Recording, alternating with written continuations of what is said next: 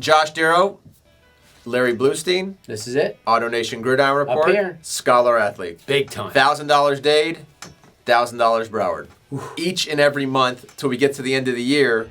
Then it's $5,000 Scholar Athlete of the Year for both Dade and Broward County. So we've doubled the winnings and doubled the opportunity and guaranteed winners in each county throughout the whole year, both monthly and at the end of the year banquet. All right. The talk is over. Talk is over.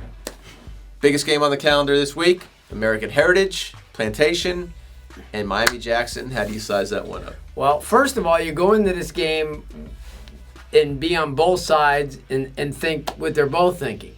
First of all, let's think of Jackson. They beat you twice already, 2 years in a row.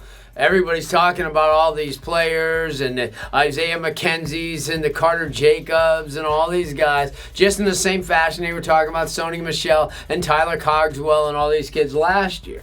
So who do you buy into if you're Jackson? You buy into the fact that you have to come to play football, play the way that you did early on in the year against Coral Gables and other programs like that, and kind of sweep the last couple of games, especially the Booker T game, where it's still fresh on your mind. I know it wasn't a district game. I know it wasn't the game that's going to prevent you from. It didn't even prevent you from staying up number one. They're still number one in the state. But the only thing from a Jackson standpoint is you got to just do what brought you there. You got to run the ball. You and I talked the huge difference on Jackson's team this year is in the defense. The defensive corners, the safeties are a lot quicker this year. The linebackers as good as you see. And their defensive front with our guy Pedro Pardon and his gang right up front are doing well. But I'm telling you, this is what Jackson has to concentrate on. Not so much on stopping McKenzie or stopping, anyone in particular. Just playing defense. You can't play assignment football against a team like Heritage. You'll go crazy. From the other standpoint, your Heritage kind of sweeping those two losses under the rug, saying this is a new regime. Obviously, it is. New coaches or a new head coach. A lot of the same coaches, a lot of the same philosophies, different players at different places.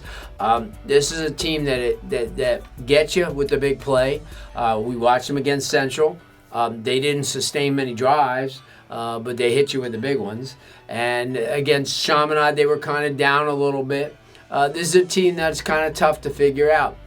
If they come to play and they have to drive the ball. I can tell you right now, against teams like Jackson, Carroll City, those type of teams that are physical and fast, you have to put sustained drives together, because in the fourth quarter, when you want Jackson to stand there with their hands on their hips and slumped over, but it's not going to happen if you quick score them, because they're going to be fresh all the time. So I just say you gotta sustain drives. You gotta let them know, eat some clock up, use Sony Michel, and then it's a psychological game.